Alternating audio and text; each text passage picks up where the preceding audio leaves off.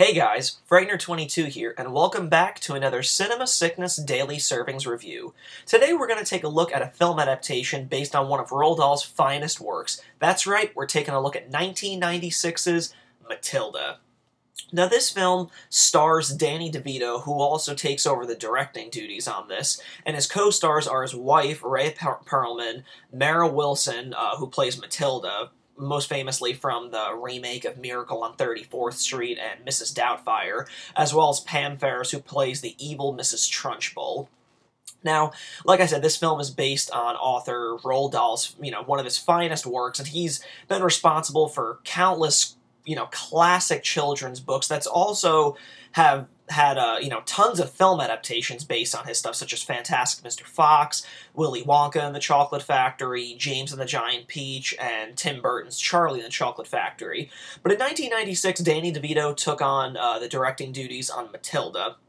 Now, this is a modern-day fairy tale that centers on Mara Wilson's character, Matilda, and she's a really bright, intelligent, but misunderstood child from, her parents, her brother, all the way down to her evil, diabolical principal. So with the help of a best friend and a really sweet teacher named Miss Honey, and of course, the help of her newly, discovered powers, she learns that, she can get even with the people that have really done her wrong over the years and have been cruel to her. So this film, I must have been about 11 when it came out, and I grew up as a huge Roald Dahl reader. I mean, some people grow up with Dr. Seuss and, other authors. I grew up entirely with Roald Dahl. I read every book I could possibly read by him, and Matilda was no exception. It was just another one in his catalog that I couldn't wait to get, so it was to my surprise that when I found out that they were coming out with a movie version of it, I was ecstatic. I remember seeing this. I remember actually owning the VHS of this back in the mid-90s. I remember buying it with my parents when it finally hit video stores. But this is such a great, little modern-day fairy tale that still holds up incredibly well. Revisiting it last night, I kind of discovered that this film really has a wonderful tone that it doesn't allow itself to get dated, which is really great. I mean, you can pick this up and you would have a really hard time probably classifying which, time period or decade it's taking place in, because there's nothing really that, signifies, ooh, this is the mid-90s or anything. So there's a really good charm in knowing that this film has that timeless charm to it.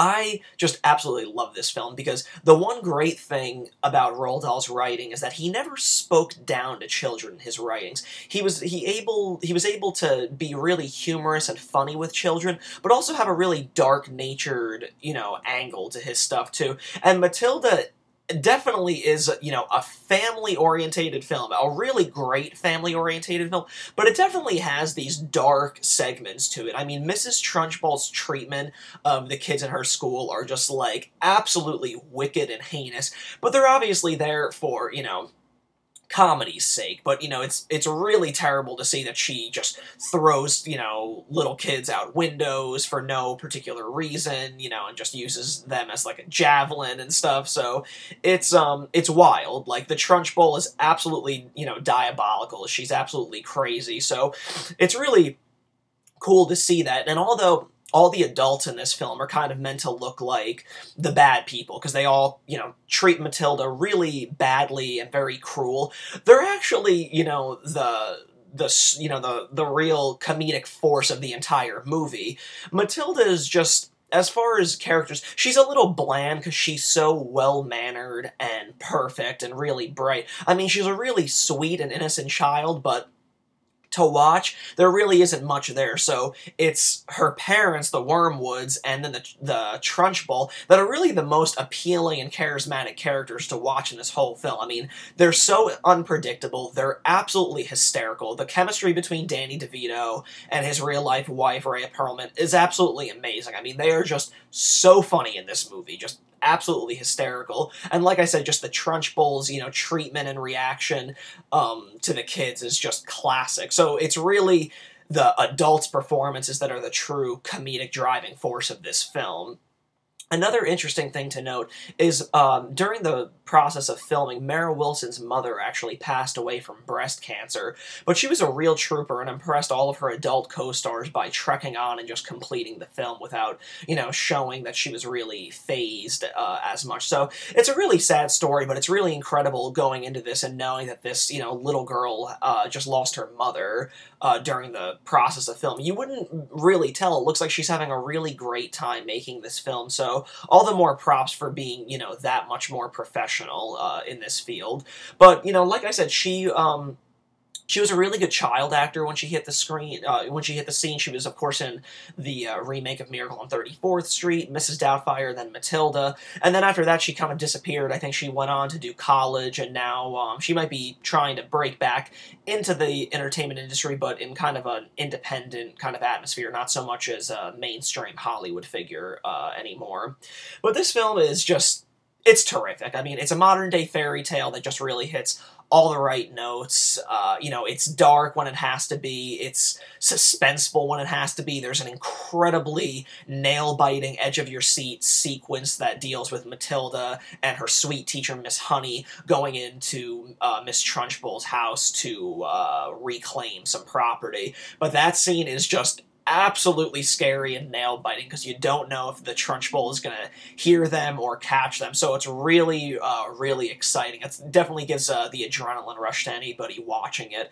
But I've always liked this film. I know many people do like this film. There's a very small percentage of people that dislike this film, but I grew up with it. I mean, I love Roald Dahl. He's been an incredibly fortunate author, even though he's been, gone since 1990, but he's been an incredibly lucky author because all of the film adaptations for the works based on his stuff have just always been a case of, right place, right time with the right talent. There's not a bad film adaptation based on his books. He had The Witches come out that, Jim Henson was involved with. Like I said, James and the Giant Peach and Fantastic Mr. Fox.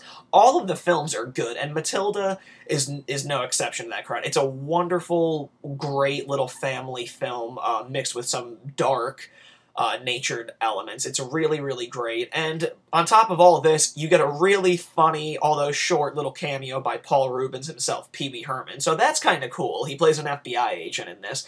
But if you're a fan of Roald Dahl films, if you've enjoyed any of the other film adaptations that I just mentioned, you can't go wrong with Matilda. It's a really great gem from the mid-90s that needs to be rediscovered again. Well, guys, that's all the time I got for you this time. Be sure to tune in tomorrow for another Cinema Sickness Daily Servings review, and I'll catch you right here. Thanks again for tuning in. This has been Frightener22.